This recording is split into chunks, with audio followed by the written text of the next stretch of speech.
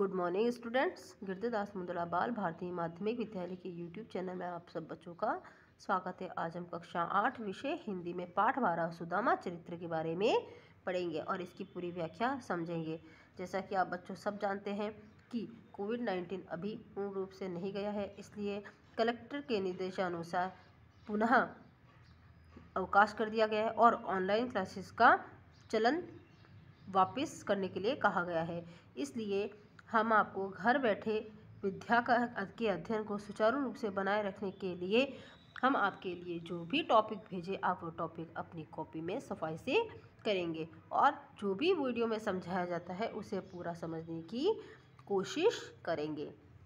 तो चलिए आज हम पाठ 12 सुदामा चरित्र के जीवन के बारे में देखते हैं कि सुदामा जी का चरित्र किस प्रकार का था और वे श्री कृष्ण के पास भी गए थे और श्री कृष्ण ने उनकी किस प्रकार सहायता की थी, इसी के बारे में हम आज पढ़ेंगे। तो वैसे आपको पता होगा कि श्री कृष्ण के बचपन के मित्र कौन थे? सुदामा जी। और वे अपनी पत्नी के आग्रह पर वह अपनी पत्नी के आग्रह पर कुछ आर्थिक सहायता पाने की आशा से उनकी नगरी द्वारका पैदल जा पहुंचे थे। कवि ने उसी समय का यहाँ पे दृश्य प्रस्तुत किया है। तो देखिए, शीस पगाना जगह तन में, प्रभु जाने को आही बसे के ही ग्रामा।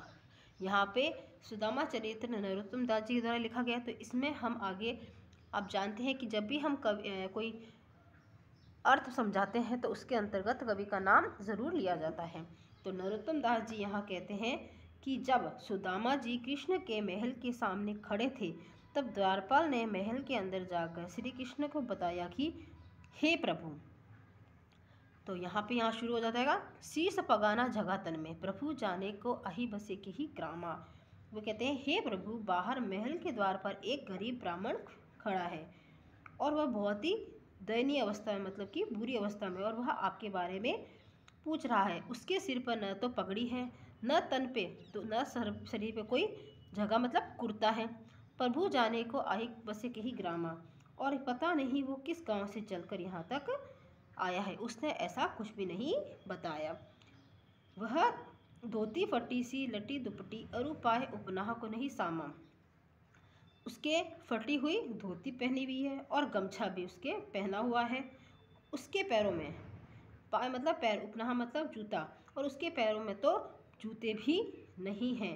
द्वारपाल आगे यहाँ पे कहता है कि उसके पैरों में तो कुछ भी नहीं पहना हुआ है, उसके तो सब कुछ फटा हुआ है और वो बहुत ही बुरी दशा में है। द्वार खड़ो दिश दुर्बल एक रहियो चकित्सो वसुधा अभिरामा। और द्वारपाल आगे ये कहता है कि दरवाजे पर खड़ा हुआ गरीब कमजोर सा ब्राह्मण हैरान होकर इस वसुधा को अर्थात इस पृथ्वी को देख रहा है और इस महल के सौंदर्य को भी निहार रहा है, मतलब चकित होकर देख रहा है, आश्चर्य होकर देख रहा है कि यह कितनी सुंदर नगरी है और यह कितना सुंदर महल है। पूछत दीन दयाल को धाम, बतावत आपनो नाम सुदामा। और वह दीन दयाल अर्थात आपका निवास स्थान पूछ रहा है और अपना नाम सुदामा बता रहा है। वैसे बच्चों आप सब जानते हैं कि कृष्ण के परम मित्र कौन? सुदामा जी। तो सुदामा जी ने अपनी पत्नी के आग्रह पर द्वारका गए थे। तो द्वारका गए तो उन्होंने क्या किया, वहाँ पे वो 2 मुट्ठी चावल भी लेके गए थे उनके पास में। फिर वो 2 मुट्ठी चावल उन्होंने दिए और उसके बाद सुदामा जी की मदद श्री कृष्ण ने बिना कहे कुछ भी कर दी थी, लेकिन सुदामा जी को इसके बारे में ज्ञात नहीं था। ठीक है बच्चों, ये तो मैंने आपको ऐसे ही बताया है, जो अर्थ बताया इसका यहाँ तक अर्थ हो चुका है। आगे देखें, ऐसे विहाल बिवाइन सो पग कटक जाल लगे पुनि जोय। यहाँ पे नरोत्तम दास जी पुनः कहते हैं कि कृष्ण सुदामा के विषय में सुनकर दौड़कर बाहर आया है तथा सुदामा को कैसे देखा? बेहाल, बहुत ही बेहाल, बहुत ही बुरी अवस्था में देखा। सुदामा के पैरों के अंतर्गत जो बिवाइयाँ थी वो क्या थी? फटी हुई थी, मतलब कि पैर जो उनके फटे हुए थे। और श्री कृष्ण ने पग कटक जाल लगे पुनि जोय, और श्री कृष्ण ने कांटे खोज कटक मतलब कांटे खोज कर निकाले और प्रेम से बोले कि मेरे मित्र, हाय महादुख पायो, हे मेरे मित्र तुमने तो बहुत ही दुख पाया है। तुम आए इतने इतने ना कितने दिन खोए, और तुम इतने दिन कहाँ रहे। सुदामा का ऐसा हाल देखकर दया के सागर देखी सुदामा की दीन दशा, करुणा करी के करुणा निधि रोए। सुदामा की ऐसी दीन दशा मतलब बुरी दशा को देखकर करुणा निधि करुणा से रो पड़े। पानी परात को हाथ छुयो नाही, नैनन के जल सो पक धोए।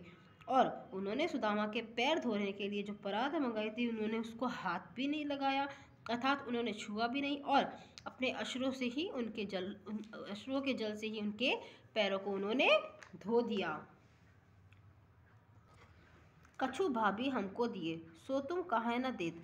यहाँ पर नरोत्तम दास जी कह रहे हैं कि श्री कृष्ण कहते हैं कि हमारी भाभी ने हम तुम्हें जो दिया है हमको देने के लिए, तुम वह मुझे क्यों नहीं देते हो। चापी पोटरी काख में रहे कहो के ही हेतु, और तुम ये अपनी बगल में जो पोटली छुपा रहे हो वह मुझे क्यों नहीं देते। ज़रूर इसमें कुछ ना कुछ मेरी भाभी ने मुझे दिया है, मेरे लिए कोई तोहफा भेजा है, तो इसे जल्दी से निकाल कर क्यों नहीं देते। यहाँ पे देखो बच्चों, सुदामा जी की पत्नी ने 2 मुट्ठी चावल सुदामा के हाथों श्री कृष्ण के लिए भिजवाए थे, और बाद में एक बार सुदामा जी ने के मन में ये आया कि इस 2 मुट्ठी चावल से क्या श्री कृष्ण ये ले लेंगे।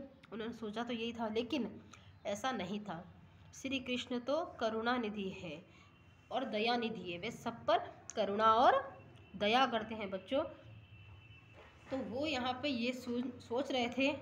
आगे देखिए, आगे चना गुरु मातु दे ए, ले तुम चाबी हमें नहीं दीने। यहाँ पर श्री कृष्ण जी सुदामा जी पर ताना मारते हुए यहाँ पे कहते हैं कि आगे चना गुरु मातु दयते, ले तुम चाबी हमें नहीं दीने। यहाँ पर श्री कृष्ण ने उन पर सुदामा जी पर ताना मारते हुए कहा कि जैसे उन्होंने बचपन में उनकी गुरु माँ के द्वारा दिए गए चने उसे न देकर उन्होंने स्वयं ही खा लिए थे, वैसे ही वह अब भी उनके तोहफे को क्यों नहीं दे रहे हैं। श्याम कहो मुस्कान सुदामा सो, चोरी की बान में हो जू प्रवीणे।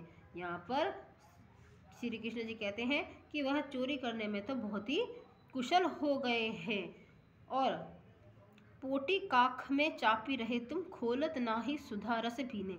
और श्री कृष्ण जी कहते हैं वह पोटली क्यों छुपा रहे हैं, उसे निकालकर क्यों नहीं देते, उसमें से कितनी सुगंधित अमृत की खुशबू आ रही है। सुधा मतलब अमृत, ठीक है बच्चों। पाछली बानी अजो न तजो तुम, तैसे ही भाभी के तंदुल कीने। और क्या उनकी पिछली आदत नहीं छूटी है, मतलब कि उनकी चोरी करने की आदत नहीं छूटी है। जो भाभी द्वारा भेजा गया तोहफा है वे हमसे क्यों छुपा रहे हैं, ठीक है। भाभी के द्वारा जो दिए गए तंतुल मतलब चावल, ठीक है बच्चों, वे क्यों छुपा रहे हैं। आगे देखते हैं। वह पुलकनी वह उठी मिलनी, वह आदत की बात। यहाँ पर सुदामा जी मनी मन क्या सोच रहे हैं कि जब वे कृष्ण के यहाँ पहुँचे थे तब तो उन्होंने बड़ी ही प्रसन्नता के संबंध, पुलकनी मतलब बड़ी ही प्रसन्नता के साथ वे उठकर उनसे गले मिले और सुदामा का बहुत ही आदर सत्कार किया था। वह पटवनी गोपाल की कछु न जाने जात, और पर विदाई के अवसर पर इस तरह खाली हाथ भिजवाने के बाद भी सुदामा को कुछ समझ नहीं आ रही थी, क्योंकि कहते हैं जब भी कोई अतिथि जाता है और जब विदाई होती है उसकी तो कुछ ना कुछ उसके हाथ में देते हैं। तो सुदामा को ये बात समझ नहीं आई थी। घर घर ओढ़त फिरे तनक दही के काज। यहाँ पर सुदामा जी मन ही मन सोचते हैं कि मैं तो घर घर मांग कर अपने भिक्षा से अपना घर पूरा करते हूँ, तनक दही के काज। और लेकिन आज श्री कृष्ण जो कि माखन चोर है, जो दही के लिए भी घर घर घूमते फिरते थे, उन्होंने भी यह नहीं सोचा कि मैं ये क्या कर रहा हूँ। कहाँ भयो जो अब भयो, हरि को राज समास। हाँ, यहाँ पर कहते हैं वास्तव में श्री कृष्ण ने सुदामा को उनके 2 मुट्ठी चावल, यहाँ पर श्री कृष्ण जी ने सुदामा के 2 मुट्ठी चावल खाते क्या किया था, 2 लोगों की धन दौलत उन्हें दे डाली थी, जिससे सुदामा जी क्या थे, बिल्कुल अनजान थे। कहाँ भयो जो अब भयो, हरि को राज समाज, हरि का क्या है, जितना भी समाज था, जितना भी धन दौलत थी दो लोगों की, वह सब उन्होंने सुदामा को दे डाली थी, जिससे सुदामा जी क्या थे, बिल्कुल अनजान थे। हो आवत नाही हो तो वाही पठियो ठेली। और सुदामा कृष्ण के बचपन को याद करके यह सोचते हैं कि यह वही कृष्ण है जो थोड़ी सी मांगने के लिए घर घर हाथ फैलाया करता था, भला वह उन्हें क्या देंगे। सुदामा तो पहले से ही क्या थे, जानते थे कि श्री कृष्ण तो क्या है, माखन चोर है, पर वह अपनी पत्नी की जिद के आगे उन्होंने झुक गए थे और श्री कृष्ण के पास में चले गए थे। अब कहियो समझाए कि बहुत धन धरो सकेली। यहाँ पे सुदामा जी मन ही मन ये भी सोच रहे हैं कि अब वे जाकर अपनी पत्नी को कह देंगे कि बहुत धन मिल गया है, अब इसे संभाल के रखो। वे यहाँ नहीं आना चाहते। अब हालत यह थी कि चावल वे मांगने के लिए जो लेकर आए थे, वे जो चावल लेकर गए थे वह भी उनके पास नहीं है, और वह भी श्री कृष्ण ने ले लिए थे और बदले में उन्हें कुछ भी नहीं दिया था। आगे देखिए, आगे जो पैराग्राफ हम पढ़ रहे हैं, इस पैराग्राफ के अंतर्गत श्री कृष्ण द्वारा सुदामा को धन्य धान्य से परिपूर्ण कर देने का वर्णन इन्होंने किया है, नरोत्तम दास जी ने। यहाँ पे देखते हैं, वैसोई राज समाज बने गजबाजी धने मन सभ्रम छायो, केंदो परियो कहु मार्ग भूली की फेरी के में अब द्वारका आयो, भोन बिलो की बे को मन लोचत सोचत ही सब गाम मझायो, पूछत पांडे फिरे सब सो पर झोपड़ी को कहूँ खोज न पायो। यहाँ पर सुदामा जी ने अपने गांव में जाके देखा कि वहाँ कैसा द्वारका जैसा ठाट बाट है। क्या देखा उन्होंने, जब वे अपनी नगरी पहुँचे तो उन्होंने देखा कि यह तो द्वारका जैसा ही कोई ठाट बाट है, वैसा ही राज और समाज है यहाँ पर। तपा वहाँ उसी प्रकार के हाथी घोड़े भी हैं, गज मतलब हाथी घोड़े भी हैं जैसे द्वारका में थे। इससे उनके मन में क्या गया, भ्रम छा गया, वे भ्रमित हो गए कि मैं कहाँ आ गया हूँ। जब सुदामा को लगा कि वे भूलकर फिर से द्वारका ही लौट आए हैं, वे शायद यहाँ पे क्या हो गए, रास्ता भूल गए हैं। केंद्रो परियो कहूँ मार्ग भूली। यहाँ पे सुदामा जी सोच रहे हैं कि मैं तो कहीं लगता है मार्ग भटक गया हूँ, फेरी के मैं अब द्वारका आया, मैं पुनः द्वारका आ गया हूँ, मुझे ऐसा लग रहा है। भवन बिलो की बे को मन लोचत सोचत ही सब गाम बजायो। सुदामा के मन में उन भवनों को देखने का क्या हो गया, लालच आ गया। लोचत मतलब लालच, सोचत ही सब गाम बजायो, यही सोचकर वे गांव के बीच में चले गए। जहाँ वहाँ जाकर सुदामा ने सभी से अपनी झोंपड़ी के बारे में पूछत पांडे फिरे सब सो पर झोपड़ी को कहूँ न खोज न पायो। पूछ के वे हार गए कि मेरी झोपड़ी कहाँ है। सभी से पूछा लेकिन वे अपनी झोपड़ी नहीं खोज पाए। लेकिन बच्चों, वास्तव में उनकी झोपड़ी के स्थान पर श्री कृष्ण की कृपा से भव्य महल दिखाई दे रहे थे। क्या दिखाई दे रहे थे, भव्य महल। उनका पूरा गांव ही अलौकिक आभा से चकाचौंध हो रहा था, जिनके कारण सुदामा जी क्या हो गए थे, भ्रमित हो रहे थे। श्री कृष्ण ने उनको बिना बताए ही उनकी सहायता कर दी थी। आगे देखिए, के वह टूटी सी छानी हती कहूँ कंचन के अब धाम सुहावत, के पग में पनही न हती कह लय गज राजहूँ ठाडे महावत, भूमि कठोर पे रात कटे कह कोमल सेज पे नींद न आवत, के जुरतो नहीं कोदो सवा प्रभु के प्रताप ते दाख न भावत।